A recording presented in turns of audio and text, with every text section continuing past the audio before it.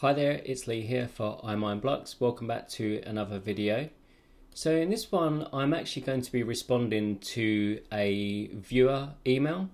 So from time to time, or actually quite frequently recently, I've been getting emails from you guys, the viewers, asking me about various mining information and crypto information in general.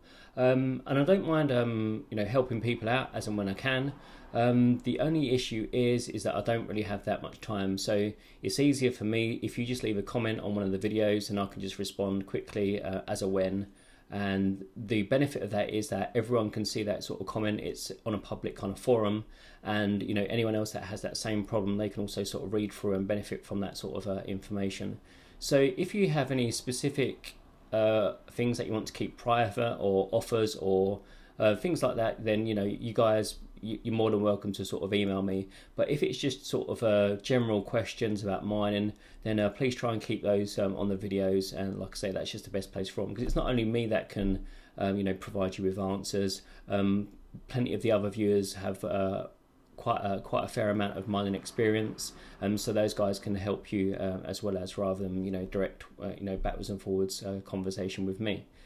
Anyway, so the point that I was actually going to get back is I've received a email from Pierre from Italy, I believe he is, guessing by the actual email address, and he asked me a few questions. So what I thought I'd do is, in this video, I'd respond to his questions and kind of just share that knowledge openly.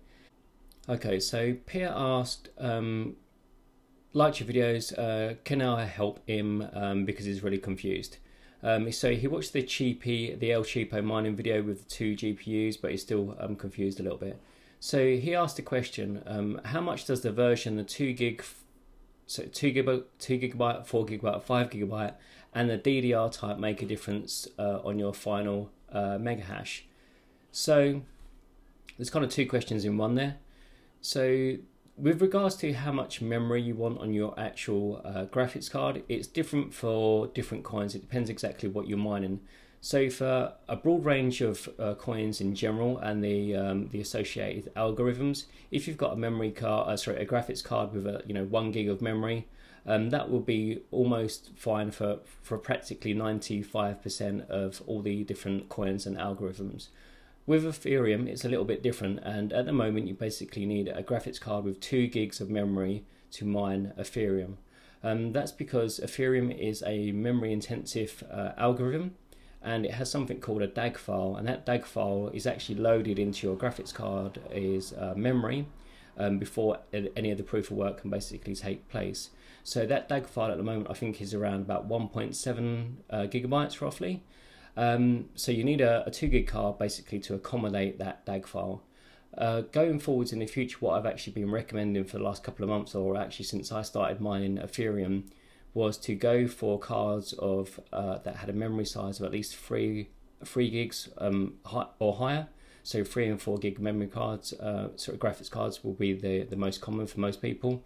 And the reason that I recommended that is because this DAG file that needs to be loaded into your GPU's memory is always getting bigger. So by the time around about Christmas time, the DAG file is probably going to be very close to about 2 gigabytes. And that means if you've got a 2 gigabyte graphics card, you're not going to be able to use it anymore for mining Ethereum. Of course, you could use it for other coins and algorithms, but with Ethereum, it's going to be sort of useless at that point. There is also a counter argument to that, is that Ethereum is going to be moving over to proof of work, but I think there's going to be kind of a gap in between where basically if you've got a 3 gig or 4 gig card, that gap between 2 gigabyte cards not working and it changing over to proof of stake, I think there's going to be a little gap in the middle where people with 3 and 4 gig cards or higher can sort of take advantage of that opportunity. So that's what I've been recommending. So you need at least 2 gigabyte card for mining Ethereum. But it's recommended to have something a little bigger to give you a bit of headroom. So sorry, that was quite a long-winded answer, but I want to sort of explain it as thoroughly as I can. So the second part of that is, and the DDR type, does it make a difference? So same as normal computer system RAM, you have different speeds of DDR memory on your graphics card. So you have DDR3, 4 and 5, for example. So that's the actual speed of the memory on your graphics card. For most algorithms, it's not going to really make a massive amount of difference. Ethereum, you will notice probably around about 5% difference, depending on exactly what DDR RAM is installed on your graphics card, but it's not really a massive contributor. So yeah, DDR, I wouldn't really worry about that. Just go for something that 2 gigs or higher would be fine for you. Okay, that's actually quite long-winded. Moving on to the next one.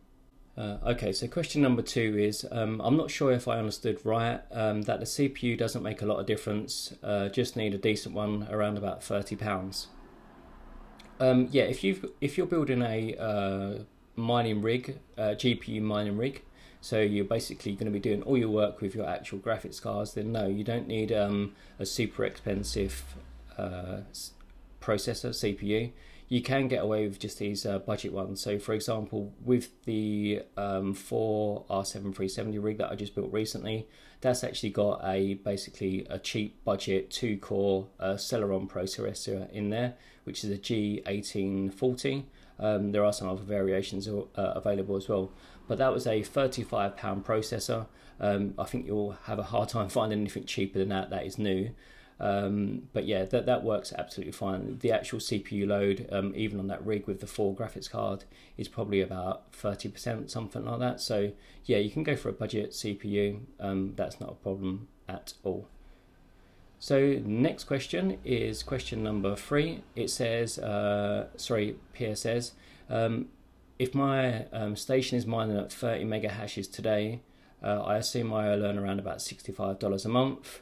Without counting the electricity cost. 6 months later, will it work and mine in the same way, giving me the same amount of money for a month? So what he's asking is, if he mines at 30 mega hashes today and it earns $65 a month, is it going to be the same in 6 months? The answer is most likely not. There's a couple of different factors that affect this. So a couple of there's actually quite a few variables. So at the moment you're mining at 30 mega hashes and it might make $65 a month. One of the key factors that will affect it is the current Ethereum price. So at the moment it's around about $10.75, I think today it was. So if the Ethereum price goes up and everything else stays the same, obviously you're going to be earning more per month. If the Ethereum price drops to say $5, you're going to be making, closer to $30 a month on that basis. So one factor is the Ethereum price as it stands versus like the US dollar. So that is one factor. Another factor is the network hash rate for Ethereum. So as more miners join the network, the hash rate goes up, which means the difficulty increases. And what that means is that the rewards are basically issued amongst those miners. Everyone basically gets less. So with more miners, it's more difficult and everyone gets less. I expect in the future that the hash rate will probably continue to increase, probably all the way until it goes to proof of stake with Ethereum. I think there's going to be probably like a last minute scramble for everyone to kind of mine as much as they can before it changes over to proof of stake. And yeah, so I expect that between now and 6 months time, your hash rate and your earnings, they're probably going to go down about between 5 and 10% per month, something like that. It's difficult to know for sure, but in my personal opinion, that's kind of how I think it will go. I think the network will continue to grow, and yeah, I think it's going to become harder and harder each month until we make that changeover shortly after around Christmas time. So yes, whatever you're mining today, you will be getting less in the future. Almost certainly. So the next question is question number 4. My network, my connection in terms of download and upload, does it make any difference?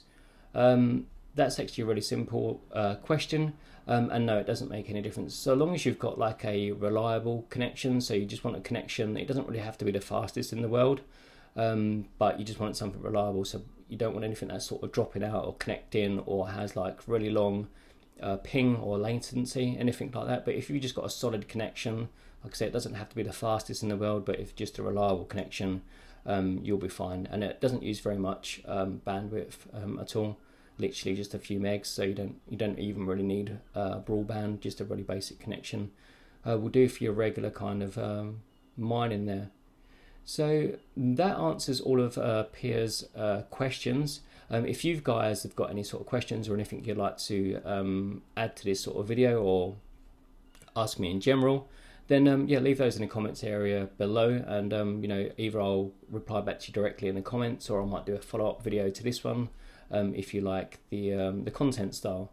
So please let me know on that. And that's about it for this video. So thanks very much for watching, and I'll catch you guys on the next one.